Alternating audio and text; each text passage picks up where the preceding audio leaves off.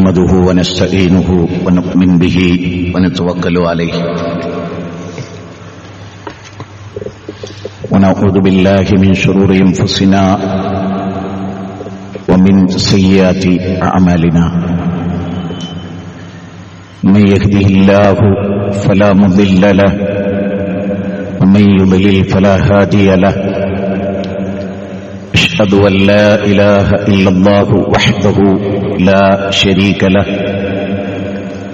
وأشهد أن محمدا عبده ورسوله أرسله بالهدى ودين الحق ليظهره على الدين كله ولو كره المشركون اللهم صل على محمد وعلى آل محمد كما صليت على إبراهيم وعلى آل إبراهيم إنك حميد مجيد اللهم بارك على محمد وعلى آل محمد كما باركت على إبراهيم وعلى آل إبراهيم إنك حميد مجيد أما بعد فإن خير الحديث كتاب الله وخير السنن سنن محمد صلى الله عليه وسلم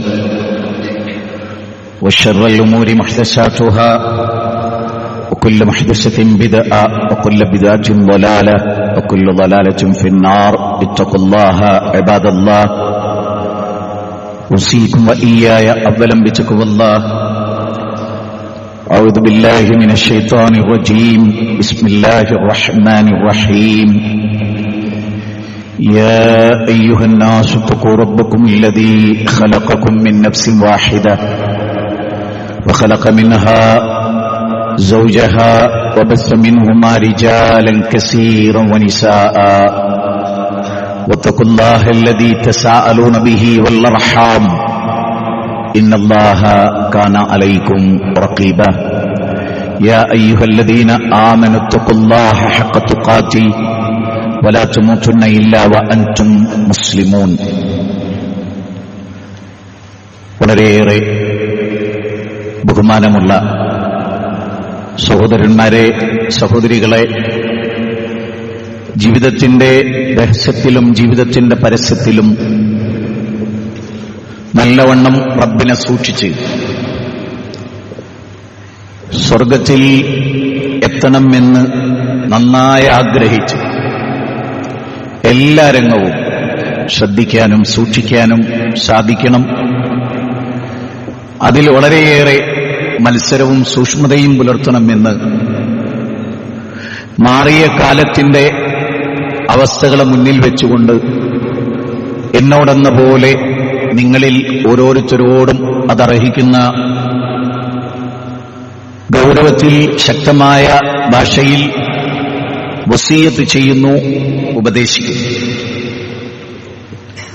മനുഷ്യവർഗം നിലനിൽക്കണം, അത് നല്ല രൂപത്തിൽ നിലനിൽക്കണം, നല്ല കെട്ടുറപ്പോടുകൂടി നിലനിൽക്കണം, നല്ല സംസ്കാരത്തോടുകൂടി നിലനിൽക്കണം, നന്മ വിളയാടുന്ന കുടുംബാന്തരീക്ഷമുണ്ടാകണം, സാമൂഹിക അന്തരീക്ഷമുണ്ടാകണം, സാമ്പത്തിക രംഗത്ത് ധാർമ്മികമായ അച്ചടക്കമുണ്ടാകണം, സദാചാര രംഗത്ത് കൃത്യത വേണം എന്നൊക്കെ ആഗ്രഹിക്കുന്ന ആളുകളുണ്ടാവും ലോകത്ത്. പക്ഷെ ആഗ്രഹിക്കുന്ന ആളുകളുടെ എണ്ണം പൊതുവെ കുറവായിരിക്കും. ഇന്നത്തെ ഖുതുബ നിങ്ങൾ പ്രത്യേകം ശ്രദ്ധിക്കണം. ഒരുപാട് ആലോചിച്ച് സുചിന്തിതമായി മനസ്സിന് താപസി മനസ്സോടെ ആവർത്തിച്ച് ചോദിച്ച് അതിന്റെ ഉത്തരമായിട്ടാണ് ഈ ഖുതുബ. ആ ആളുകൾ എപ്പോഴും ന്യൂനപക്ഷമായിരിക്കും. മാത്രമല്ല, ന്യൂനപക്ഷത്തിൽ തന്നെ അവസരങ്ങൾക്കൊത്ത് ഉയർന്ന് തിന്മക്കെതിരെ ശബ്ദിക്കാൻ കഴിവുള്ളവരുടെ, തന്റെ ഇടമുള്ളവരുടെ എണ്ണം വളരെ വളരെ കുറവായിരിക്കും. അങ്ങനെ ശക്തമായി നന്മ പറയുന്നവരോടൊപ്പം ചേർന്ന് നിൽക്കാനുള്ള ധൈര്യമോ അതും പൊതുവെ ആളുകൾക്ക് കുറവായിരിക്കും. അങ്ങനെ എല്ലാ കാലത്തും ഉണ്ടായിട്ടുണ്ട്. ഏതെങ്കിലും ഒരു കാലത്തല്ല, എല്ലാ കാലത്തും അതുണ്ടായിട്ടുണ്ട്. ചില സമൂഹം ഭൂരിപക്ഷവും, അതായത് മൃഗീയ ഭൂരിപക്ഷം എന്നത് തിന്മയ്ക്ക് വേണ്ടി മാത്രം നിലകൊണ്ടവർ, ആ തിന്മ നന്മ പോലെ പ്രവർത്തിച്ചവർ. അപ്പൊ നിങ്ങൾക്ക് മനസ്സിലായിട്ടുണ്ടാവും ഞാൻ പറയുന്നത്. അപ്പൊ അതിൽ ഒറ്റപ്പെട്ട വ്യക്തികൾ ശരിക്കും ആരായിരിക്കും അറിയവര്? ഒന്ന് അവർക്ക് ഒരു തിരിച്ചറിവുണ്ടാവും, ഒന്ന് മനുഷ്യകുലത്തെക്കുറിച്ചുള്ള ഒരു കാഴ്ചപ്പാടുണ്ടാവും. ഞാനിവിടെ അധ്യാപകരുണ്ടാവും, വക്കീലുമാരുണ്ടാവും, എഞ്ചിനീയർമാരുണ്ടാവും, ഡോക്ടർമാരുണ്ടാവും, കച്ചവടക്കാരുണ്ടാവും, വിദ്യാർത്ഥികളുണ്ടാവും, പിന്നെ ജീവിതത്തിന്റെ പല ഘട്ടങ്ങളിലുള്ള ആളുകൾ ഇവിടെ ഉണ്ടാവും. എല്ലാവരെയും മുന്നിൽ കണ്ടുകൊണ്ടാണ് ഞാൻ പറയുന്നത്. നിങ്ങൾ ഖുത്ബ കഴിഞ്ഞു പോയാലും നിങ്ങൾ ആലോചിക്കണം. പിന്നെ എപ്പോഴെങ്കിലും നിങ്ങൾക്ക് ഈ ഖുത്ബ കിട്ടുമെങ്കിൽ അതും നിങ്ങൾ വീണ്ടും വീണ്ടും കേൾക്കണം. അത് ഞാൻ പറയുന്നു എന്നുള്ളത് കൊണ്ടല്ല, അതിന്റെ കണ്ടന്റിനെ കുറിച്ചാണ് ഞാൻ പറയുന്നത്. സമൂഹത്തില് ഓരോ തിന്മ വരുമ്പോ നമ്മളത് ചെയ്യുന്നൊന്നുമില്ല, പക്ഷെ നമ്മൾ അതിനെ എതിർക്കുന്നില്ല. നമ്മുടെ വീട്ടില് ഞാൻ കഴിഞ്ഞ ദിവസം എന്നോട് നിക്കാഹ് ചെയ്യാൻ പറഞ്ഞൊരു കല്യാണം നാട്ടിലില്ലാത്തത് കൊണ്ട് എനിക്കതിൽ പങ്കെടുക്കാൻ കഴിഞ്ഞില്ല. ഞാനത് അൽഹംദുലില്ലാ എന്ന് പറയുന്ന ആളുമാണ്. പങ്കെടുക്കാൻ കഴിയാത്തത് അൽഹംദുലില്ലാ എന്ന് പറഞ്ഞാൽ പിന്നീട് ആ കല്യാണത്തിന്റെ വീഡിയോ പുറത്തിറങ്ങി, സോഷ്യൽ മീഡിയയിൽ ഇങ്ങനെ പോയി. അള്ളാഹു അതിൽ നിന്ന് എന്നെ തടുത്തു എന്നാണ് ഞാൻ മനസ്സിലാക്കുന്നത്. അല്ലെങ്കിൽ ആരാ നിക്കാഹ് എന്ന ആളാണ്, അവിടെയൊക്കെ അങ്ങനെ ഉണ്ടോ എന്ന് ചോദിക്കുമല്ലോ. അപ്പൊ അവിടെ പെൺകുട്ടി ഡാൻസ് കളിക്കുന്നു, അന്യപുരുഷൻ ആ പെൺകുട്ടിയുടെ കൈ പിടിച്ച് ഡാൻസ് കളിക്കുന്നു. അവിടെ എന്താണെന്നറിയോ? അവിടെ ഭർത്താവായി വരുന്നവന് ലജ്ജ നഷ്ടപ്പെടുന്നു എന്നുള്ളതാണ് ഒന്ന്. മാത്രമല്ല, ദരിദ്ര കുടുംബത്തിലെ ഒരു കല്യാണമാണ്. പല സന്ദർഭങ്ങളിലും ജീവിതത്തിന്റെ ആവശ്യങ്ങൾ തേടി നമ്മളെപ്പോലെയുള്ള ആളുകൾ എടുത്തവർ വരാറുണ്ട്. പക്ഷെ കല്യാണ ദിവസങ്ങൾ നോക്കിയാൽ അംബാനിയുടെ കല്യാണവും ഇതും തമ്മിൽ എന്താ വ്യത്യാസം തോന്നിപ്പോകും. കോടികളൊക്കെ കടം വാങ്ങുന്നത്, ആറമ്മാദിക്കാണ്. വകതിരിവില്ലാത്ത ഒരു സമൂഹത്തിന്റെ വളർച്ചയാണ് ഞാൻ പറയുന്നത്. അള്ളാഹുവിന്റെ റസൂല് വിലക്ക് എല്ലാം ഇവിടെ ഉണ്ടാവും, ആകെ ഉണ്ടാവും ഒരു നിക്കാഹാണ്. അത് ഇസ്ലാമിന്റെ നിയമപ്രകാരം ആവണം എന്നത് ഒരു ശാഠ്യം പോലെ തുടരുന്നത് കൊണ്ടാണ് ഒരാൾ മരിച്ചാലും മയ്യത്ത് കുളിപ്പിച്ച് അയാളെ ഇസ്ലാമിക നിയമപ്രകാരം പള്ളിക്കാട്ടിൽ അതുവരെ അയാൾ ഇസ്ലാം അനുസരിച്ച് ജീവിച്ചു. അതൊന്നും ഉസ്താദ് നോക്കാറില്ല, മൗലവിമാർ നോക്കാറില്ല. ഞാൻ പറയുന്നത് നിങ്ങൾ മനസ്സിലാക്കണം. ഞാൻ പറയുന്നത് നമ്മുടെ സമൂഹം നന്നാകണം, നാം ഓരോരുത്തരും നന്നാവണം. അതിനെന്താണ് നമുക്ക് ചെയ്യാനുള്ളത്? അതാണ് ഇന്നത്തെ ഖുത്ബയുടെ കണ്ടന്റ്. അപ്പൊ ലോകത്ത് ഇങ്ങനെ ആഗ്രഹിക്കുന്ന ആളുകൾ തിന്മ ശബ്ദിച്ചിട്ടുണ്ട്. ഉദാഹരണം, നമ്മൾ 18-ാമത്തെ അധ്യായമാണല്ലോ വെള്ളിയാഴ്ച സുന്നത്തായിട്ട് സൂറത്ത് കഹ്ഫ് ഓതും. എന്നെ ശ്രമിക്കുന്നവർക്ക് പലപ്പോഴും ഈ പോയിന്റ് മനസ്സിലായിട്ടുണ്ട്. ഞാൻ പലപ്പോഴും പറയാറുണ്ട്. പല ആളുകളും എന്തോ ആ ഭാഗം ഫോക്കസ് ചെയ്യാറില്ല. എന്താണെന്നറിയില്ല. 18-ാം അധ്യായം 4 മുതൽ 6 വരെയുള്ള വചനം, 3 വചനം. അവിടെ അള്ളാഹു പറയുന്നത്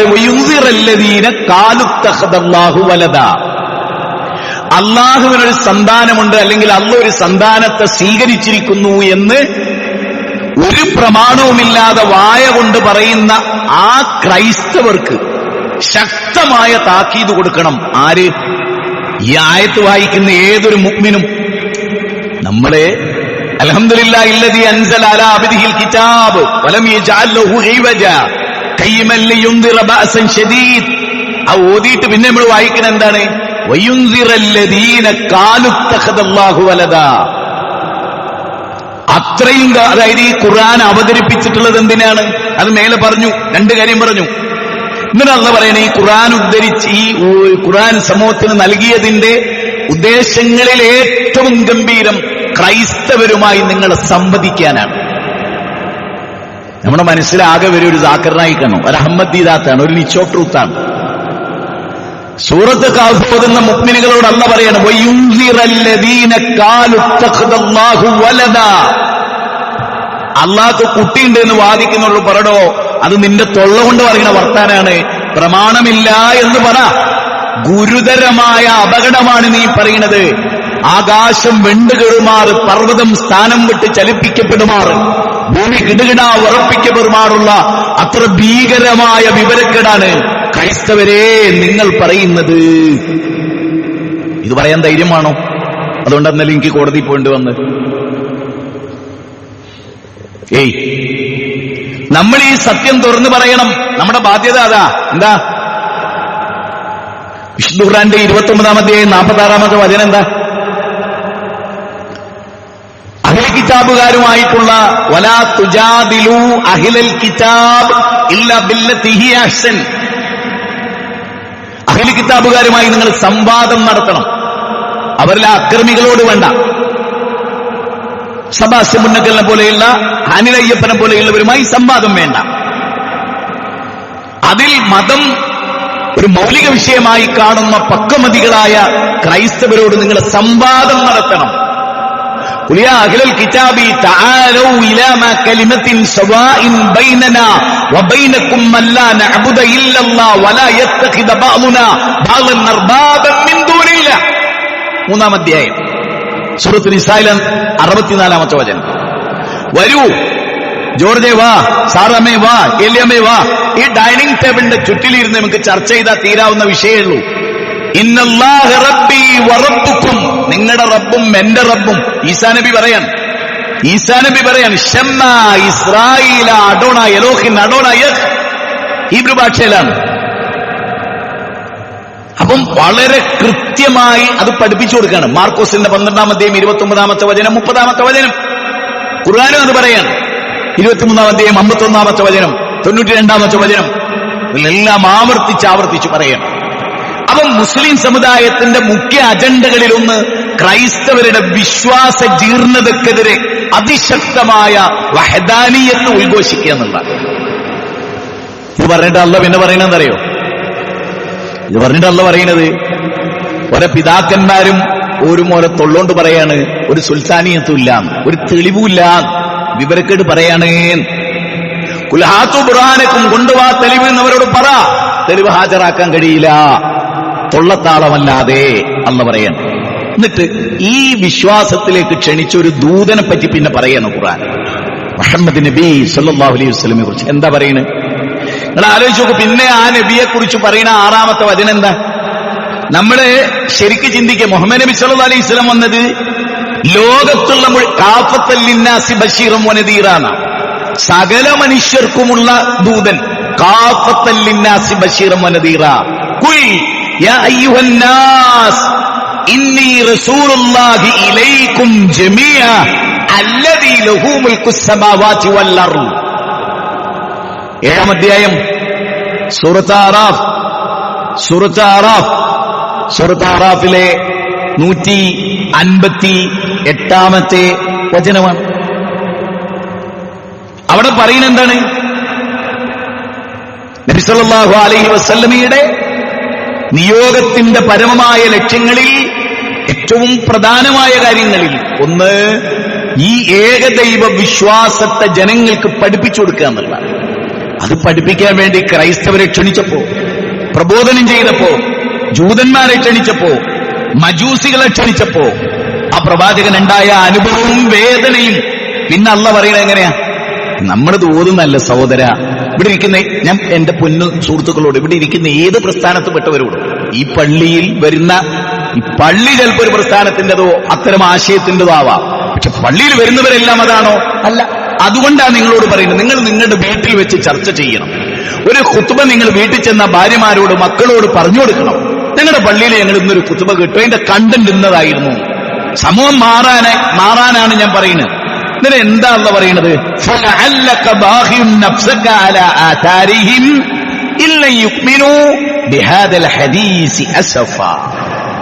അവർ വിശ്വസിക്കാത്തതിന്റെ പേരിൽ ഇനി നമ്മള് ഈ ഖുർആനിക വചനത്തെ മുന്നിൽ വെക്കുന്നു, മുഹമ്മദ് നബി സല്ലല്ലാഹു അലൈഹി വസല്ലമയെ നമ്മൾ മുന്നിൽ കൊണ്ടുവരുന്നു. എന്നിട്ട് നബിയെ പറ്റി അല്ല എന്താ പറയുന്നത്? അല്ലാ പറയുന്നത് നബിക്ക് മരിക്കാൻ തോന്നി. എന്തിന്റെ പേരില്? ഒരു കുന്നിന്റെ മുകളിൽ കയറി താഴോട്ട് ചാടി അങ്ങ് മരിച്ചാൽ ഞാൻ എന്താണ്? എന്തിന്റെ പേരില്? ദുനിയാവിൽ ഭക്ഷണം കിട്ടാത്തതിന്റെ പേരിലല്ല, മോക്ക് ക്യാൻസറായി എന്ന് കേട്ടിട്ടല്ല, 6 മക്കൾ മരിച്ചു എന്ന് കേട്ടിട്ടല്ല. സത്യസന്ധമായ ഉറച്ച വിശ്വാസത്തോടെ കുഫറിൽ നിന്നും ഷിർക്കിൽ നിന്നും ഒരു തെളിവുമില്ലാത്ത വാദത്തിൽ നിന്നും ഹക്കായ പ്രാപഞ്ചിക പ്രതിഭാസത്തെ ചൂണ്ടിക്കാണിച്ച് റബ്ബിലേക്ക് ക്ഷണിച്ചിട്ട് ക്രൈസ്തവർ അത് വിശ്വസിക്കാത്തതിന്റെ പേരിൽ ജീവനൊടുക്കാൻ തോന്നിയും അത്രത്തോളം ഹൃദയത്തെ, അതായത് ഹെറ്റ് ചെയ്തിട്ടുള്ള നബിയുടെ മുഖ്യ വിഷയം തന്നെ മനുഷ്യർക്ക് ഹിദായത്തിലേക്ക് ക്ഷണിച്ചിട്ട് അവർ സ്വീകരിക്കുന്നില്ലല്ലോ എന്നുള്ളതായിരുന്നു. നമ്മുടെയൊക്കെ എന്താ പ്രതിസന്ധി? എന്റെ കുട്ടി കരപ്പറ്റിയില്ലല്ലോ, എന്റെ മൂക്ക് അതൊന്നും വേണ്ടാന്നല്ലോ, എന്റെ മൂക്കൊരു മാപ്പിള കിട്ടിയില്ലല്ലോ, എനിക്കും അപ്പുറത്തെ വീട്ടിലെ കാർ പോർച്ചിലുള്ള പോലെ ഒരു ഓടി കാറ് കിട്ടിയില്ലല്ലോ.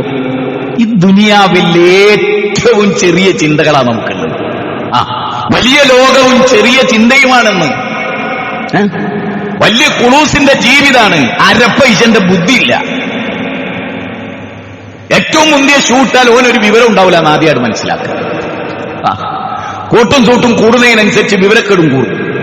ഞാൻ ആധുനിക ലോകം കേട്ടിട്ട് പറയാട്ടോ, ഒരു ദിവസത്തിന്റെ 24 മണിക്കൂറിൽ ഏറ്റവും ഭൂരിപക്ഷം കേൾക്കുക എന്നത് ലോകത്തെ കേൾക്കുക, കാലത്തെ കേൾക്കുക, നാടിനെ കേൾക്കുക, പരിവർത്തനത്തെ കേൾക്കുക, വൈവിധ്യതകളുടെ കേൾവികളെ ആവാഹിച്ചെടുത്ത് നല്ലതും ചീത്തയും വേർതിരിക്കുക, അതിന് ഖുർആനിനെ മാനദണ്ഡമാക്കുക ഒരു വിശ്വാസിയുടെ ഏറ്റവും ഗൗരവപ്പെട്ട കാര്യമാണ്.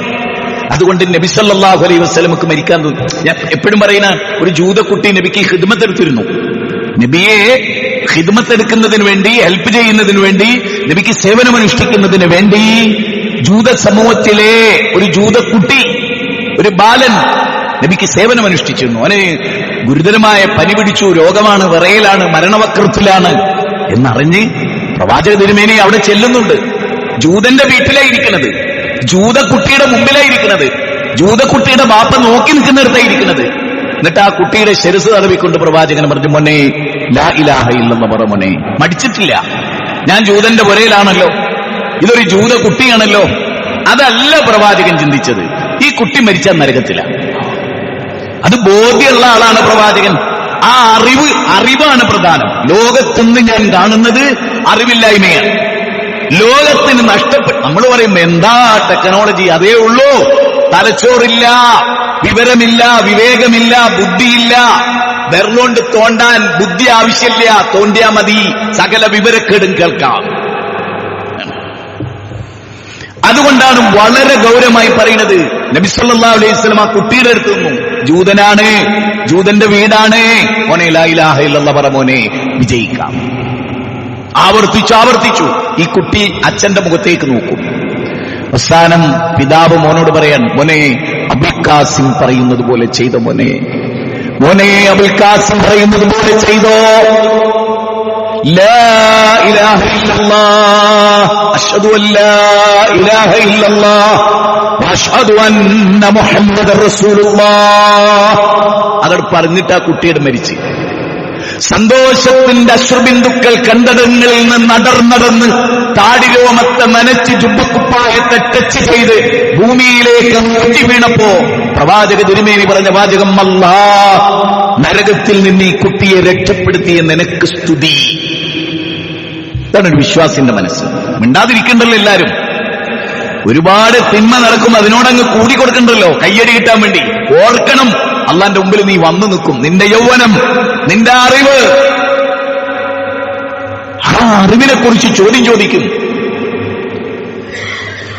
അപ്പൊ നമുക്ക് ആ ബോധ്യം ഉണ്ടാവണം. നിങ്ങൾ നോക്ക്, ഇബ്രാഹിം നബി ഇതൊക്കെ പോയിന്റുകളായിട്ട് മാത്രം പറഞ്ഞു. ഇബ്രാഹിം നബി അലൈഹിസ്സലാത്തു വസ്സലാം ബാപ്പയുടെ മോൻ ആസർ എന്ന് പറയുന്ന ബിംബാരാധകന്റെ, ബിംബനിർമ്മാതാവിന്റെ ബിംബം കൊണ്ടുവച്ച് പൂജിക്കുന്നതിന് നേതൃത്വം നൽകുന്ന ബിംബപൂജാരിയുടെ മകൻ ആസർ. ആ ആസറിന്റെ മകനായ ഇബ്രാഹിം നബി അലൈഹിസ്സലാത്തു വസ്സലാം പിതാവാ സ്വഭാവക്കാരനാണ്. യാ ബത്തി, നിലപാടാണ് ഞാൻ പറയുന്നത്. നിലപാടുകളെ കുറിച്ചാണ്. കഴിഞ്ഞ ഖുത്ബയുടെ മറ്റൊരു ഭാഗമാണ് ഞാൻ പറയുന്നത്. ഈ നിലപാട് ബാപ്പ യാ ബത്തി, ബഹുമാനപരസരം സ്നേഹത്തോടെ, യാ ബത്തി എന്റെ പൊന്നു വല്ലിമ തഅബ്ബുദ്. എന്തിനെയാണ് ഇപ്പൊ നിങ്ങൾ ആരാധിക്കുന്നത്? മാ ലാ യസ്മഉ വലാ യുബ്സിറു വലാ യുഗ്നി അൻക ശൈഅ. എന്റെ ഉപ്പ കാണാത്ത, കേൾക്കാത്ത, പ്രയോജനമില്ലാത്ത ഒരു ചാണകക്കുഴിയിലേക്ക് നിങ്ങൾ നിർമ്മിച്ച ബിംബത്തെ നിങ്ങൾ കൊണ്ടുപോയിട്ടാൽ, എടാ ഞാൻ നിന്റെ ദൈവം ഒന്നെടുത്ത് കരയിൽ വെക്ക് എന്ന് പറയാനും കഴിവില്ലാത്ത ബുദ്ധിയോടാണ് സംവദിക്കുന്നത്. ബുദ്ധിയോടാണ്, വികാരം മാത്രമല്ല അത്. വിവരക്കേട് ഇങ്ങനെ ചെയ്യാ, വിവരക്കേട് ചൂണ്ടിക്കാണിച്ചാൽ ഇത് മതനിന്ദയാന്ന് പറയാം. വകവെക്കരുതെന്നാണ് എനിക്ക് നിങ്ങളോട് പറയാനുള്ളത്. അങ്ങനെയുള്ളവർക്കാണ് സ്വർഗം. അല്ലാണ്ട് നാടിന്റെ നടപ്പത്ത് ജീവിക്കുന്നവന് സ്വർഗല്ലേ എങ്ങനെ? അത് നല്ലോണം മനസ്സിലായിക്കൂടെ. ഈ മിമ്പറിൽ നിങ്ങൾ കേൾക്കുന്ന ഈ വാചകം നിങ്ങൾക്ക് പരലോകത്ത് ഉപകരിക്കും, ഇഹലോകത്ത് അന്തസ്സ് നൽകുകയും ചെയ്യും. എനിക്കൊരു സംശയമില്ല കാര്യത്തിൽ. ഇബ്രാഹിം നബി അലൈഹി ഇസ്ലാമിന്റെ നിലപാട് വ്യക്തമാക്കി. നിങ്ങൾ എന്തിനാ ആരാധിക്കുന്നതെന്ന് മാത്രമല്ല, ഇത് ശരിയല്ല എന്ന് പറയല്ല, എന്തുകൊണ്ട് ഞാൻ നിങ്ങളോട് ഇത് പറയുന്നത്, അതാണ് കഴിഞ്ഞ 2 ആഴ്ച നമ്മൾ പറഞ്ഞുകൊണ്ടിരിക്കുന്നത്. ഇതിലൊരു അപകടമുണ്ട്, ഇപ്പോഴല്ല, കുറച്ചുകൂടെ കഴിഞ്ഞാൽ. ഈ പോക്കിങ്ങനെ പോയിട്ട് അങ്ങോട്ട് എത്തിയാൽ വലിയൊരു അപകടത്തിൽ നിങ്ങൾ ചെന്ന് പെടാനുണ്ട്. അങ്ങനെ ലോകം അപകടത്തിൽ പെട്ടിട്ടുണ്ട്. നിങ്ങൾക്കറിയാത്ത ഞങ്ങൾക്കറിയാ, നിങ്ങൾക്ക് വിവരമില്ല. ഇത് കേട്ടോളി. അതിന്റെ അടുത്ത വാചകം എന്താ? യാ അബതി ഇന്നി ഖദ് ഒന്ന് അടിവരട്ടെ. യാ അബതി ഇന്നി ഖദ് ജാഅനി മിനൽ ഇൽമി മാ ലം യഅതിക് ഫത്തബീനി അഹദിക സിറാത്തൻ സവിയ്യ. എന്താ കേരളത്തിൽ 60 ലക്ഷം വിദ്യാർത്ഥികളില്ലേ? ഉണ്ട്. 2 ലക്ഷം 2.5 ലക്ഷം അധ്യാപകരില്ലേ? ഉണ്ട്. ആ 2.5 ലക്ഷം അധ്യാപകരിൽ നിന്ന് ഇയാൾക്കെന്താ കൊമ്പുണ്ടോ എന്ന് ചോദിച്ചില്ലേ? ഇയാൾക്ക് കൊമ്പില്ല, വിവരമുണ്ട്. അതാണ്. അപ്പൊ ബാക്കി 2.5 ലക്ഷം ആളുകൾക്കോ? ഓൽക്കുണ്ട്, വിവരമുണ്ട്, വിവരം അനുസരിച്ച് പെരുമാറിയില്ല. വിവരമില്ലായ്മ ഒന്നും ഓൽക്കുണ്ടെന്ന് ഞാൻ കരുതുന്നില്ല. വിവരമില്ലായ്മക്കനുസരിച്ച് നട്ടെല്ല് നഷ്ടപ്പെട്ടു. അതാണ് വിഷയം. എന്നാൽ ഇതൊന്നും ഒരാവശ്യമില്ലാത്ത സാധനം. ഇതല്ല കുട്ടികൾ കൊടുക്കേണ്ടത്. അറിയാത്ത ഒരധ്യാപകൻ കൂട്ടത്തിലില്ല. അപ്പൊ ഞാൻ പറയുന്നത് എന്തുകൊണ്ട് ഇതിനൊരു അപകടം. ഈ പോയിന്റ് ശരിക്കും പഠിച്ചോളി. നിങ്ങൾക്ക് കിട്ടാത്തൊരറിവ് ഞങ്ങൾക്ക് കിട്ടിയിട്ടുണ്ട്. അതുകൊണ്ടാ വിസ്തെന്ന് പേരിട്ട്. അതുകൊണ്ടാ ആ പേരിട്ടത്. പലർക്കും കിട്ടാത്തത് കിട്ടിയത് കൊണ്ട് തന്നെയാണ് ആ പേരിട്ട്. അതിലാരും ചോദിച്ചിട്ടൊന്നും കാര്യമില്ല, അസൂയപ്പെട്ടിട്ടും കാര്യമില്ല. ഞാനത് തുറന്നു പറയാൻ ആഗ്രഹിക്കാൻ. ഞാൻ അതിൻ്റെ ഒരാളാണ്. ഇതിനോട് അഭിമാനകരമായി പറയാൻ എനിക്ക് വേറൊരു കാര്യമില്ല. അത്ര അഭിമാനകരമായി പറയുന്ന ആളാണ്. കേരളത്തിലെ വിസ്തത്തിന്റെ ഒരു മെമ്പറാണെന്ന് പറയുമ്പോൾ എന്റെ ശിരസ് ഉയർന്നു നിൽക്കുന്നു, എന്റെ നട്ടെല്ല് പൊന്തി നിൽക്കുന്നു. അന്തസ്സുള്ളൊരു കൂട്ടായ്മയിലെ മെമ്പർ എന്ന ബോധ്യം എനിക്കുണ്ട്. കേരളക്കരയിൽ നടക്കുന്ന ഏതേത് തിന്മകളുടെ നാരായ വേരുകളും പഠിക്കുകയും ചിന്തിക്കുകയും ചർച്ച ചെയ്യുകയും ചെയ്യുന്ന ഒരു കൂട്ടായ്മയുണ്ട്. ഇതിലൊരു നേതൃത്വമുണ്ട്, അന്തസ്സുള്ളവരുണ്ട് എന്ന് വിശ്വസിക്കാൻ അത് നമുക്ക് ഉണ്ടാവണം. ഇബ്രാഹിം നബി എന്നിട്ട് നിങ്ങൾ എന്താ വിചാരിക്കുന്നത്? ഇബ്രാഹിം നബീനെ കല്ലെറിയെന്ന് പറഞ്ഞു. അർജുമന്നൊക്കെ വഹിച്ചുർണി മലിയ കല്ലെറിയും. ഇന്ന് കല്ലെറിയുന്നില്ല, സോഷ്യൽ മീഡിയയിൽ മാന്തി തിന്നുക. കല്ലെറിഞ്ഞ എവിടെങ്കിലും മുറിയൂ. ഇറച്ചി മൊത്തം തിന്നുകയാണ്, മുടിയടക്കം തിന്നുകളാണ്, പെരുവെള്ളിന്റെ നഖടക്കം. ഈ സോഷ്യൽ മീഡിയയിലെ സംസ്കാരമില്ലാത്തവർ, വകതിരിവില്ലാത്തവർ, ലോകം നശിക്കുകയാണെന്നുള്ള തിരിച്ചറിവില്ലാത്തവർ, സ്വന്തം മക്കളെ നശിപ്പിക്കുന്ന നിലപാടാണ് സ്വീകരിക്കുന്നത് എന്ന് തിരിച്ചറിയാത്തവർ. അതുകൊണ്ട് വളരെ വളരെ ഗൗരവമായി നമ്മൾ ചിന്തിക്കേണ്ട ഒരു പോയിന്റാണ്. ഞാനൊന്ന് എവിടെ ഇരിക്കുന്ന രക്ഷിതാക്കളോട് ഞാൻ ചോദിക്കാം, പേരമക്കളുള്ളവരോട് ചോദിക്കുക. നമ്മൾ ചോദിക്കുക, എന്തൊരു കാലാത്, ഇത് കലികാലമാണ്, ആസുരകാലമാണ്. എന്തൊരു മക്കളായത്. നമ്മളെല്ലാരും വിചാരിക്കണം, എന്താ ഈ മക്കൾക്ക് പ്രശ്നം? ഈ മക്കൾക്ക് എന്തൊക്കെയോ പ്രശ്നമുണ്ട്. എന്തുകൊണ്ട് മക്കൾ ഇങ്ങനെ വെറുതെ ആയതല്ല, ആക്കിയതാണ്. ആര്? ബോധപൂർവമായി ലിബറലിസം എന്ന മതം അവരെ കൊണ്ടുപോയി ആക്കിയതാണ്. അതൊരു മതമാണ്. ആ പുതിയ മതം മനുഷ്യരെ പഠിപ്പിച്ചു. സ്കൂളിൽ മതം ഉണ്ടായിരുന്നു. ഞങ്ങൾക്കൊരു മതമുണ്ട്, ആ മതം ഞങ്ങൾ ഇംപ്ലിമെന്റ് ചെയ്യാം. അതൊരു മതത്തെക്കാൾ സമൂഹത്തിന്റെ ശിരസുകളിൽ അല്ലെങ്കിൽ അവരുടെ ചിന്തകളിൽ ഇത്ര രൂഢമൂലമായ ഒരു മതം, ലിബറലിസം എന്ന മതം, ലിബറൽ ഫാസിസം. അത് സൈക്കോളജി ഓഫ് ഫാസിസം എന്ന് പറയുന്ന ഒരു ബുക്കുണ്ട്, വിൽഹം റീഹ്. ആ പുസ്തകം ഒന്ന് വായിച്ചു നോക്കിയാൽ മതി. ഇതെങ്ങനെയാണ് കടന്നു വരുന്നത്. അതിവിടെ ഉണ്ട്. അതില്ല എന്ന് നമ്മൾ പറയരുത്. ആ അടിച്ചേൽപ്പിക്കലുകൾ ഇവിടെ ഉണ്ട്. നിങ്ങളാരാ മതക്കാര്? ഞങ്ങൾ ഈ നാട്ടുകാര്. 3.5 കോടി മനുഷ്യരിൽ 1 കോടിയിലധികം വരുന്ന മുസ്ലിമീങ്ങൾ ഒരു പരിഗണിക്കേണ്ടവരല്ല എന്ന് ഫാസിസ്റ്റുകൾക്കേ തോന്നിയിട്ടുള്ളൂ. അത് നിങ്ങൾക്ക് തോന്നേണ്ട തോന്നലല്ല. അത് 1 കോടി മനുഷ്യരുണ്ടോ ഞങ്ങളിവിടെ? 1 കോടി മുസ്ലിമീങ്ങളുണ്ട് ഇവിടെ. ആ 1 കോടി മുസ്ലിങ്ങൾ ഭരണഘടനയുടെ ഭാഗമാണ്, ഈ രാജ്യത്തിന്റെ ഭാഗമാണ്, ഈ ജനാധിപത്യത്തിന്റെ ഭാഗമാണ്, ഈ സെക്യുലറിസത്തിന്റെ ഭാഗമാണ്, ഈ കൾച്ചറൽ പ്ലൂറാലിറ്റിയുടെ ഭാഗമാണ്. അതുകൊണ്ട് തന്നെ അവർക്ക് നിലപാടുകളുണ്ട്, അഭിപ്രായങ്ങളുണ്ട്, വിയോജിപ്പുകളുണ്ട്. അവർക്ക് തന്റെ ഇടമുണ്ട്. ഞാനത് പറയും. തെറ്റിനെ തെറ്റായി കാണാനും കോടാലിയെ കോടാലി എന്ന് വിളിക്കാനുമുള്ള തന്റെ ഇടമുണ്ട് ആ നേതൃത്വത്തിന്. നമുക്കിന്റെ പ്രത്യേകത. അതുകൊണ്ട് തന്നെ നാടോടുമ്പോൾ നടുവേ ഓടുക എന്നത് നമ്മൾ അവസാനിപ്പിക്കണം. ഞാൻ വേറൊരു കാര്യം ചോദിച്ചോട്ടെ. സൂറത്ത് കഹ്ഫാണ് നമ്മൾ പാരായണം ചെയ്യുന്നത്. എന്തൊക്കെ പാഠങ്ങളാ! അതിൽ 15 ആയത്ത് വായിച്ചാൽ മതി. അതിൽ തുടക്കം മുതൽ 15 ആയത്ത് പഠിച്ചാൽ മതി. എല്ലാം അതിലുണ്ട്. നഹ്നു നഖുസ്സു അലൈക നബഅഹും ബിൽ ഹഖ് ഇന്നഹും ഫിത്യത്തും ആമനൂ ബിറബ്ബിഹിം വസിദ്നാഹും ഹുദാ വറബത്നാ അലാ ഖുലൂബിഹിം ഇദ് ഖാമൂ ഫഖാലൂ റബ്ബുനാ റബ്ബുസ് സമാവാതി വൽ അർദ് ലൻ നദ്ഉ മിൻ ദൂനിഹി ഇലാഹൻ ലഖദ് കുന്നാ ഇദൻ ശത്തതാ. എന്താ പറയുന്നത്? കണിശമായ, കൃത്യമായ, ഹക്കായ വിവരണം ആ യുവാക്കളെ കുറിച്ച് ഞാൻ നിങ്ങൾക്ക് പറഞ്ഞു തരും. അല്ലാഹു പറയണം, അവരൊരു പറ്റം യുവാക്കളായിരുന്നു. ആ യുവത്വത്തിന് വലിയ പ്രാധാന്യമുണ്ട്. ബുദ്ധി ഏറ്റവും തീക്ഷണമാകുന്ന കാലം. ചിന്ത പണയപ്പെടുത്തിയല്ല. ഇതൊരു വല്ലാത്തൊരു പോയിന്റ് ആയിട്ട് എനിക്ക് തോന്നുന്നു. എന്താ പ്രശ്നം? എന്താ? രാജാവ്, ആ നാട് ഭരിച്ച രാജാവ് ബിംബാരാധകനാണെന്ന് മാത്രമല്ല, ബിംബാരാധനയുടെ മഹത്വം, അതിനൊരു മഹത്വം ഉണ്ടെന്ന് പ്രസംഗിച്ച ആളും കൂടിയാണ് ആര്? ആ രാജാവ്. ആ നാട്ടിലെ മുഴുവൻ ആളുകളും അല്ലാത്തവരോട് ദുആ ചെയ്യാം, അവരെ ആരാധിക്കാം, അവരോട് വിളിച്ച് പ്രാർത്ഥിക്കാം എന്ന് വിശ്വസിച്ച ആളുകളാണ്. സൃഷ്ടികളിലെ അള്ളാഹുവിനോട് പങ്കുചേർക്കുന്നവർ ഭൂരിപക്ഷമുള്ള ഒരു നാടാണത്. ആ നാട്ടിൽ നിന്ന് 10-ൽ താഴെ അള്ളാഹ് പറഞ്ഞ് അവസാനിപ്പിച്ചു.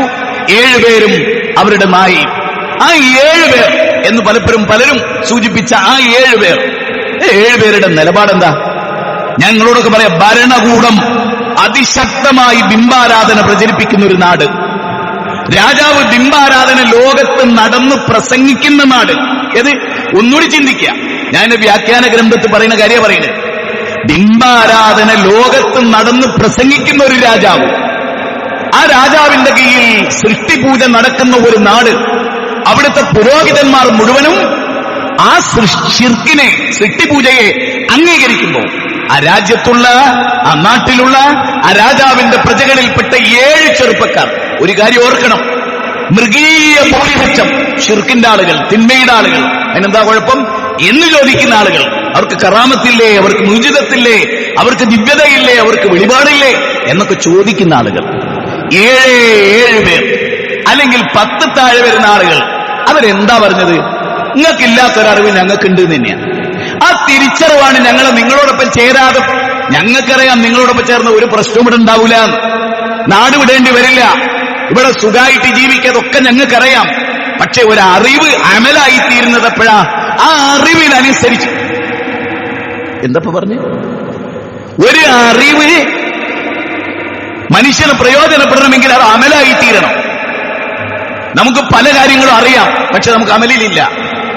മധുരം അമിതമായി ഒരു ഷുഗർ രോഗി കൂട്ടിയാൽ അത് ഷുഗറിനെ വർദ്ധിപ്പിക്കും, അത് ഹൃദയത്തെ ബാധിക്കും, കിഡ്നിയെ ബാധിക്കും. അതൊരു അറിവാണ്. പക്ഷെ അത് എപ്പോഴാണ് ഒരു മനുഷ്യന് ഉപകാരപ്രദമാകുക? അത് അമലിൽ കൊണ്ടുവരുമ്പോഴാണ്. നിങ്ങൾ മനസ്സിലാക്കണം, നിങ്ങൾ ശരിക്കും മനസ്സിലാക്കണം. നമ്മുടെ അറിവ്, ആ അറിവ് എന്താണ്?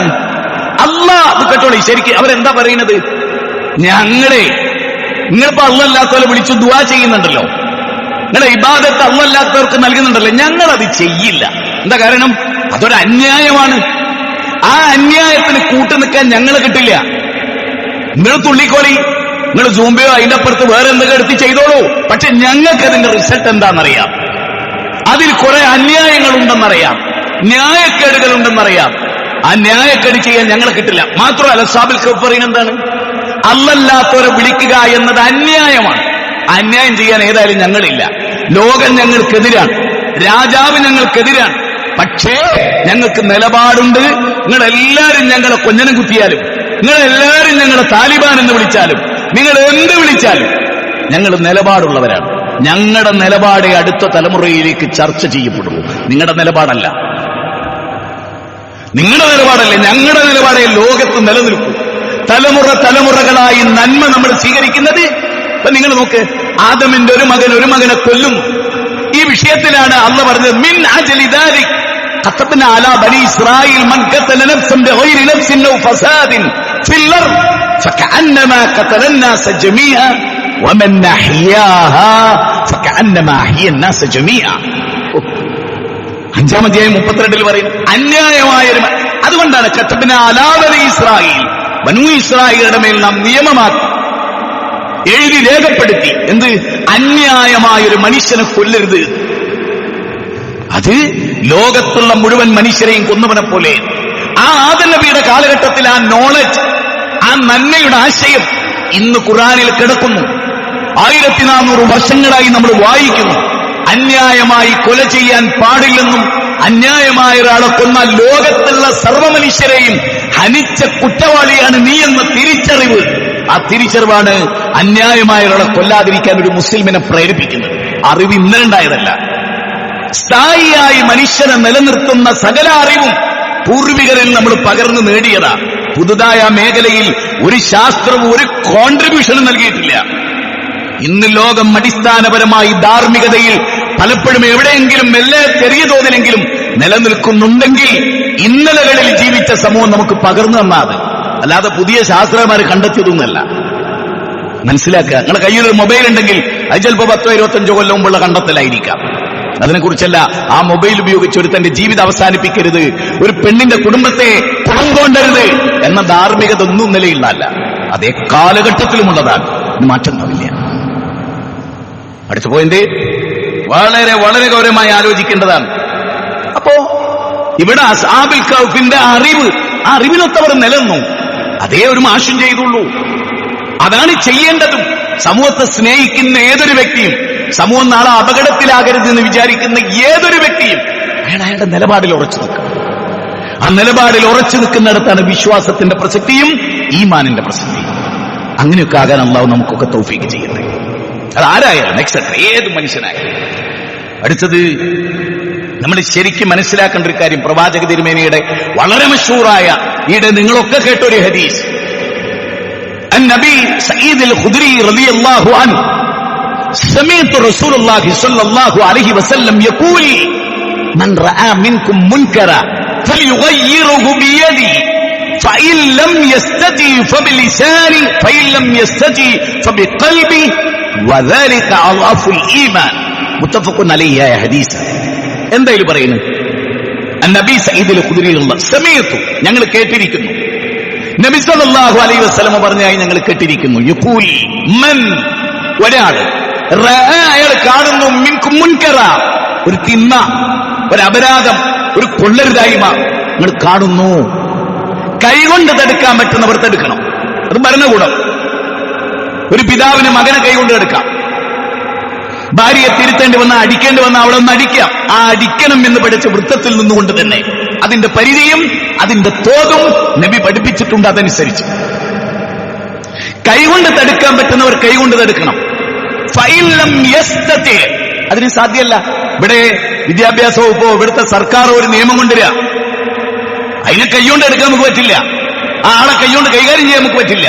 പിന്നെ നമുക്ക് പറ്റുന്ന നാവ് കൊണ്ട് നിങ്ങൾ ഈ പറഞ്ഞത് തെറ്റാണ്, ഞങ്ങൾക്ക് അതിനോട് വിയോജിപ്പുണ്ട്, എനിക്ക് വിയോജിപ്പുണ്ട്, എന്റെ മകനെ അതിൽ പറഞ്ഞേക്കണോ വേണ്ടേ തീരുമാനിക്കാനുള്ള വക ശരിക്കുണ്ട്. എന്റെ ബീജത്തിൽ പറഞ്ഞവനവൻ, ഞാൻ വളർത്തിയതവനെ, അവൻ ഇട്ടിരിക്കുന്ന ഷർട്ട് ഞാൻ വാങ്ങിക്കൊടുത്താ, സർക്കാർ വാങ്ങിക്കൊടുത്തല്ല. അതുകൊണ്ട് എന്റെ മകന്റെ കാര്യം ഞാൻ തീരുമാനിക്കും എന്നുള്ള അവകാശം എനിക്കുണ്ട്. എന്റെ വിദ്യാഭ്യാസം ഞാൻ തടയുന്നല്ല. അങ്ങനെയാണെങ്കിൽ കുറ്റകരമാണത്. ആ മാഷ അറസ്റ്റ് ചെയ്യും വേണം, അല്ലെ ആ മാഷക്കെതിരെ ശിക്ഷാ നടപടിയെടുക്കണം. അതല്ല ഇവിടുത്തെ വിഷയം. ഇവിടുത്തെ വിഷയം ഇതൊന്നല്ല സങ്ങളെ, മുസ്ലിം വിരോധമാണ് വിഷയം, അടിസ്ഥാനപരമായ വിഷയം. ഇസ്ലാമിനെതിരെ കൊഞ്ഞനം കുത്തുകയാണ് സ്കൂളുകളിലൂടെ നടക്കുന്നത്. അവിടെ മതം വേണ്ട, മതനിരാസവും വേണ്ട, അവിടെ ദൈവവിശ്വാസം വേണ്ടെന്നാണോ? ദൈവനിഷേധവും വേണ്ട അവിടെ നന്മ വേണ്ടതാണോ? എങ്കിൽ തെമ്മാടിത്തവും വേണ്ട അവിടെ. എന്താ നന്മ വേണ്ട എന്ന് പറയാൻ നിങ്ങൾക്ക് സ്വാതന്ത്ര്യമുണ്ടെങ്കിൽ തിന്മ നടപ്പാലാകൂല എന്ന് പറയാനുള്ള സ്വാതന്ത്ര്യം മറ്റുള്ളവർക്കുണ്ട്. ഇത് സ്വേച്ഛാധിപത്യത്തിന്റെ VI ലെനിനും മറ്റേ ഇവരൊക്കെ ഭരിച്ചിരുന്ന കാലമല്ല ഇത്. ജോസഫ് സ്റ്റാലിനൊന്നും ഭരിച്ച വാൾത്തലപ്പുകൊണ്ട് വർത്താനം പറയുന്ന കാലത്തല്ല ഉള്ളത്. ജനാധിപത്യ പ്രക്രിയയുടെ മൗലികതയെ ഉൾക്കൊള്ളുന്ന തലച്ചോറുള്ള കേരളീയ ജനതയുടെ മുമ്പിലാണ്, അല്ലാതെ തിട്ടുവങ്ങളുടെ മുമ്പിലല്ല ഇത്. അത് നമ്മൾ ഇനിയുള്ള തലമുറ മനസ്സിലാക്കണം. ഞാൻ നിങ്ങളോട് പറയുന്നു, കേരളത്തിൽ ജനാധിപത്യ രാജ്യത്തിന്റെ ഏറ്റവും വലിയ അധികാരം, ഏറ്റവും വലിയ കരുത്ത് വോട്ടവകാശമാണ്. വരാനിരിക്കുന്ന വോട്ടവകാശത്തിലൂടെയാണ് മറുപടി കൊടുക്കേണ്ടത്. അതിന് പ്രാപ്തരാകുക. അല്ലെങ്കിൽ ഉൽമ സ്വീകരിച്ച് ജീവിച്ച ആ ഉൽമിന്റെ കീഴിൽ ജീവിച്ച് മരിക്കുക. ഈ സമുദായം വകതിരിവില്ലാത്ത സമുദായം. മനസ്സിലായോ? നല്ലവണ്ണം ചിന്തിക്കുക. അതുകൊണ്ട് ഒരു തെറ്റ് കണ്ടാൽ നമ്മുടെ ബാധ്യതയാണ്. ഹൃദയം കൊണ്ട് വെറുക്കൽ നമ്മുടെ ബാധ്യതയാണ്. ഹൃദയം കൊണ്ട് വെറുക്കുക അത് ഏറ്റവും ദുർബലമായ വശ. ശക്തമായ വശം എന്താണ്? നാവ് കൊണ്ട് പറയേണ്ടടുത്തത് പറയാ. ഇത് ജനാധിപത്യം ഭരണം, ഇത് രാജഭരണമല്ല, ഇസ്ലാമിക ശരീഅത്ത് നടക്കുന്ന രാഷ്ട്രമല്ല, ഇതൊരു ജനാധിപത്യ രാജ്യമാണ്. ആ രാജ്യത്ത് യോജിക്കാനും വിയോജിക്കാനും ഉൾക്കൊള്ളാനും ഉൾക്കൊള്ളാതിരിക്കാനുമുള്ള സ്വാതന്ത്ര്യമുണ്ട്. നിങ്ങൾ ഒരു സംഘം ആളുകൾ ടൂറുപോയി, 10 യുവാക്കൾ 10 യുവതികൾ, 9 പേര് മന്തി ബുക്ക് ചെയ്തു. ഒരു കുട്ടി പറഞ്ഞു, ഞാൻ ഇതൊന്നും കഴിക്കില്ല, നാടൻ ചോറ് തിരിച്ചു. ഞങ്ങൾ 9 പേരും ഇതാ പറയുന്നത്. അതുകൊണ്ട് ഒരു വ്യക്തിയുടെ അവകാശം ഇവിടെ ഇല്ല, നീ തിന്നേ പറ്റൂ എന്നാണ് ശ്രീജിത്ത് പണിക്കർ പറയുന്നത് ഇന്നലെ. അതാണ് ഇത്ര ജനാധിപത്യം. ആഹാ, അതാ ജനാധിപത്യം. അതാണോ മനസ്സിലാക്കിയത്? എന്റെ തലച്ചോറൊന്ന് കഴുകേണ്ടതുണ്ട്. അവിടെ എന്താണ്? ഞങ്ങൾ 9 പേര് ഈ സെലക്ട് ചെയ്ത്, നിനക്ക് പറ്റില്ലേ? ശരി, ബഹുമാന പുരസ്സരം, നിനക്ക് എന്താ വേണ്ടത്? അതും ബുക്ക് ചെയ്യുക. അവനും ഒരു ടേബിളിലിരിക്കുക, അവനാ നാടൻ മൂടരിച്ചോറ് വാരി തിന്ന, മറ്റൊരു മന്തിയും തിന്ന, അതിന്റെ പേരാ. അല്ലാതെ അവനെ കൊഞ്ഞനം കുത്തി, അവനെ താലിബാനാക്കി, അവനെ വേറൊരുത്തനാക്കി, അവനെ പച്ചക്കറിക്കാരനാക്കി, ഓൻ ബ്രാഹ്മണനാന്ന് വിളിച്ചു പറയലല്ല. അതാണ് അതിന്റെ ശരി. അതുകൊണ്ട് ശരികേടുകളുടെ ലോകത്താണ് നമ്മൾ ജീവിക്കുന്നത്. പറയാനുള്ള ധൈര്യം ഉണ്ടാകണം, തന്റെ ഇടം ഉണ്ടാകണം, സ്വന്തം ചെലവിൽ ജീവിക്കാൻ പഠിക്കണം. അല്ലെങ്കിൽ പലരുടെയും തൊട്ടൂരങ്ങൾക്ക് വിധേയമായി ജീവിച്ച് ആണും പെണ്ണും കെട്ട വർഗമായി മരിക്കേണ്ടി വരും. അടുത്തത് പ്രസിദ്ധമായൊരു ഖുർആനിക വചനത്തെ കുറിച്ചാണ് അടുത്ത് പറയുന്നത്. 8-ാം അധ്യായം സൂറത്ത് അൻഫാൽ 25-ാമത്തെ വചനം. വത്തഖു ഫിത്ന ലാ തുസീബന്നല്ലദീന ളലമു മിൻകും ഖാസ വഅലമു അന്നല്ലാഹ ശദീദുൽ ഇഖാബ്. ഈ ഖുർആന്റെ വചനം ശരിക്കും ഓർത്തോളി. വത്തഖു ഫിത്ന, ഈ ലോകത്ത് വരുന്ന ഫിത്നകളെ, കുഴപ്പങ്ങളെ നിങ്ങൾ സൂക്ഷിക്കണം. ലാ തുസീബന്നല്ലദീന ളലമു മിൻകും ഖാസ, നിങ്ങൾ ആ തിന്മയൊക്കെ കണ്ട് മിണ്ടാതിരുന്നാൽ നിങ്ങൾ ആരെങ്കിലും വിചാരിക്കേണ്ട ആ തിന്മ ചെയ്തവരെ മാത്രം പിടികൂടുകയെന്ന്. നിങ്ങളെയും അത് ബാധിക്കും. അതുകൊണ്ട് നിങ്ങളുടെ നിർബന്ധ ബാധ്യതയാണ് തിന്മയെ എതിർക്കുക എന്നുള്ളത്. ഇത്രയെങ്കിലും നമ്മൾ മനസ്സിലാക്കുക. സംശക്തനായ പ്രപഞ്ചനാഥൻ ഇவ்விധം കാര്യങ്ങൾ അപഗ്രഥിക്കുന്ന സജ്ജനങ്ങളിൽ ഉൾച്ചേർത്ത് നമ്മെ അനുഗ്രഹിക്കുമാറാകട്ടെ.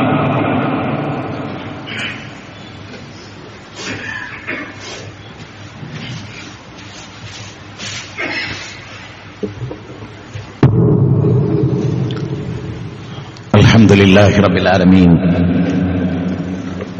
വസ്സലാത്തു വസ്സലാം അലാ റസൂലിഹിൽ അമീൻ വഅലാ ആലിഹി വസഹ്ബിഹി അജ്മഈൻ. അമ്മാ ബഅദ്. ഇത്തഖുല്ലാഹ ഇബാദല്ലാഹ് ഉസീകും വഇയ്യായ സാനിയം ബിത്തഖ്വല്ലാഹ്.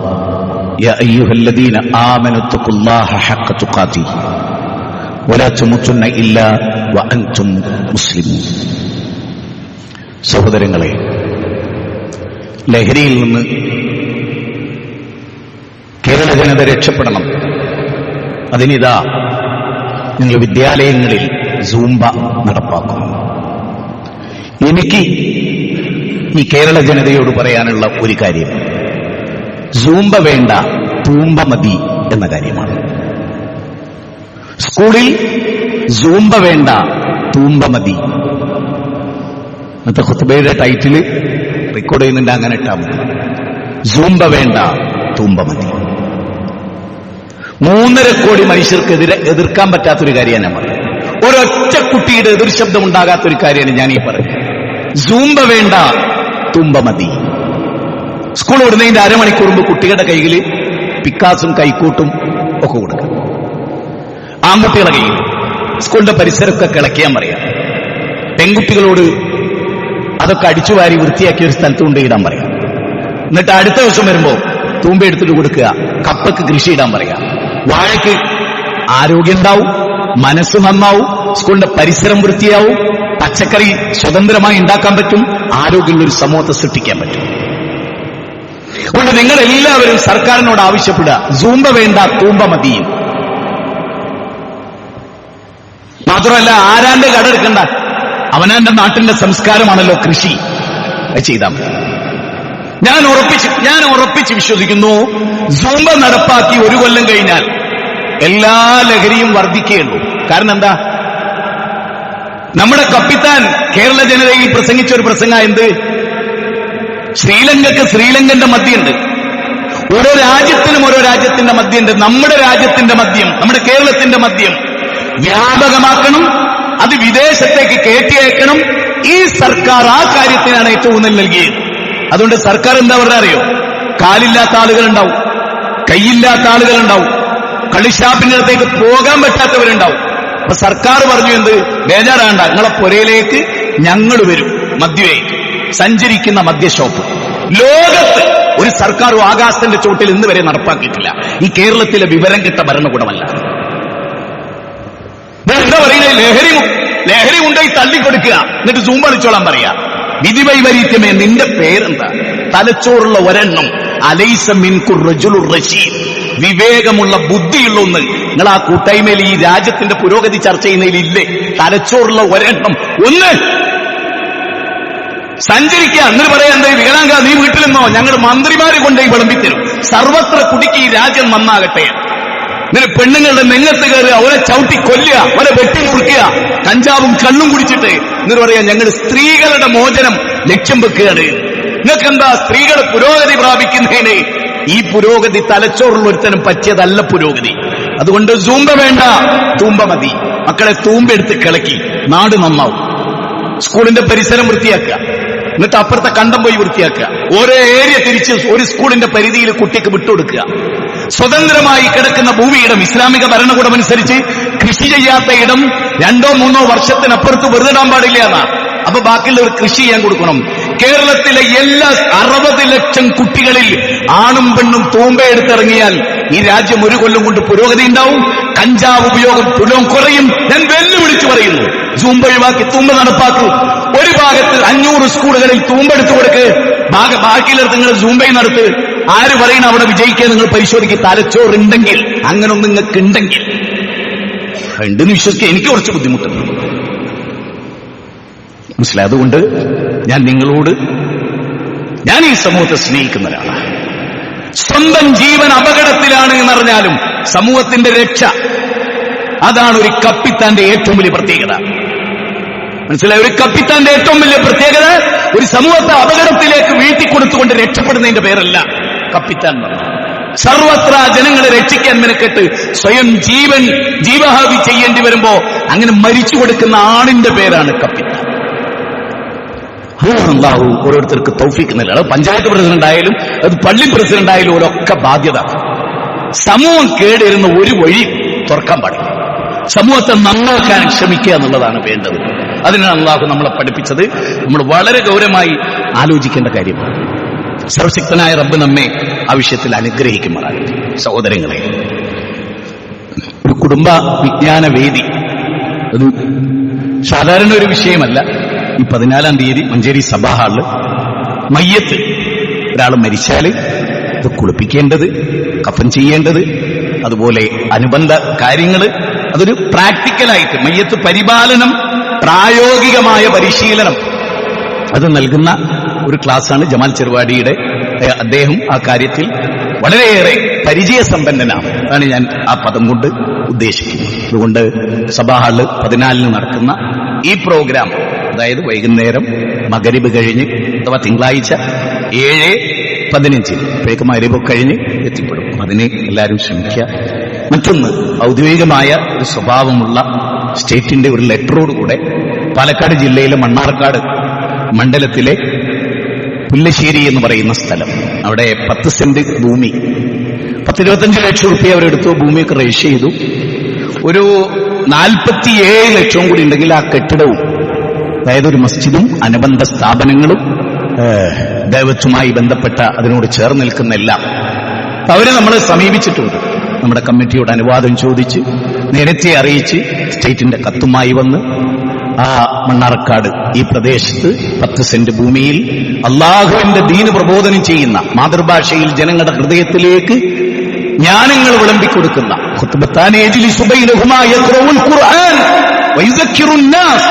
ഖുർആൻ ഓതിയിട്ട് ജനങ്ങളെ ഉത്ബുദ്ധരാക്കുന്ന അന്തസ്സായ ഒരു സൊസൈറ്റിയെ രൂപപ്പെടുത്തിയെടുക്കുന്ന, കേരളത്തിൽ ഇന്നത്തെ പശ്ചാത്തലത്തിൽ മാതൃഭാഷയിൽ കൃത്യമായി നിലപാടുള്ളവരുടെ പള്ളികൾ വർദ്ധിച്ചു വരേണ്ട ഒരു ഘട്ടത്തിലാണ്. കാരണം മുസ്ലിങ്ങൾ വരുന്നൊരു കേന്ദ്രമാണ്.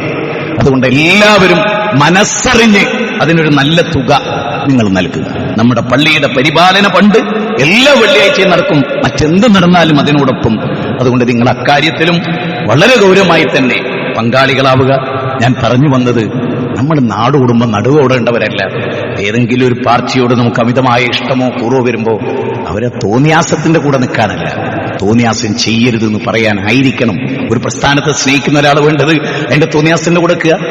ഞങ്ങൾ നിങ്ങളുടെ തോന്നിയാസത്തിന്റെ കൂടെ അല്ലേ, നിങ്ങൾ ഇഷ്ടപ്പെടുന്നതാണ്, ഇത് അന്തസ്സായിട്ട് പോകണമെന്ന് പറയല്ലേ വേണ്ടത്, അതിന് കൂടെ നിൽക്കല്ലോ വേണ്ടത്. അത് പാർട്ടിയായാലും പ്രസ്ഥാനമായാലും സംഘടനയായാലും അതല്ലേ അന്തസ്സായ നിലപാട്. ആ നിലപാട് ഇബ്രാഹിം നബിയുടേതാണ്, ആ നിലപാട് മൂസാ അലൈഹി ഇസ്ലാമിന്റേതാണ്, ആ നിലപാട് മുഹമ്മദ് നബി സല്ലല്ലാഹു അലൈഹി വസല്ലമയുടേതാണ്, ആ നിലപാട് അസ്ഹാബുൽ കഹ്ഫിന്റേതാണ്, ആ നിലപാട് പൂർവികരുടേതാണ്. അള്ളാഹുവിന്റെ ഖുർആൻ കലാമാണ് എന്ന് ഇമാം അഹ്മദ് ഇബ്നു ഹംബൽ, അള്ളാഹുവിന്റെ ഖുർആൻ സൃഷ്ടിയാണ് എന്ന് അന്നത്തെ ഭരണകൂടം, മുഴുവൻ ആളുകളും ഒറ്റക്കായിരുന്നു ഇമാം അഹ്മദ് ഇബ്നു ഹംബൽ 2 കൊല്ലം ജയിലിൽ കിടന്നത്. അള്ളാഹു അദ്ദേഹത്തെ സംരക്ഷിച്ചു. 8 ലക്ഷം മനുഷ്യരുടെ അകമ്പടിയുള്ള മയ്യത്ത് നിസ്കാരത്തിന്റെ നേതാവാക്കി അദ്ദേഹത്തെ. ലോകത്തെവിടെ ഒറ്റപ്പെട്ടാലും ആ ഒറ്റക്ക് നിന്നുകൊണ്ട് സത്യത്തെ പുൽകാൻ നമുക്ക് സാധിക്കണം. അപ്പൊ കതബ ഫീ ഖുലൂബിഹിൽ ഈമാൻ വഅയ്യദഹും ബിറൂഹിൻ മിൻഹും, ആത്മചൈതന്യം കൊണ്ട് ശക്തിപ്പെടുത്തും, ആ വ്യക്തിയുടെ ഹൃദയത്തിൽ ഈമാൻ അല്ലാഹു രേഖപ്പെടുത്തും എന്ന് സൂറത്ത് മുജാദല 22-ാമത്തെ വചനം 58-ാമത്തെ അധ്യായം. സർവശക്തനായ പ്രപഞ്ചനാഥൻ കാര്യങ്ങൾ അപഗ്രഥിച്ച് മനസ്സിലാക്കുന്ന സജ്ജനങ്ങൾ നമ്മിൽ ഉൾച്ചേർത്ത് അനുഗ്രഹിക്കുമാറാകട്ടെ. എല്ലാവിധ തിന്മകളിൽ നിന്നും അള്ളാഹു നമ്മെ കാത്തുരക്ഷിക്കട്ടെ. നാളെ മഹ്ശറയിൽ എരിപൊരു കൊള്ളുന്ന വെയിലത്ത് അർശിന്റെ തണൽ നൽകി അള്ളാഹു അനുഗ്രഹിക്കുമാറാകട്ടെ. രോഗം കൊണ്ട് പൊറുതിമുട്ടുന്നവർക്ക് അള്ളാഹു ശിഫ നൽകുമാറാകട്ടെ.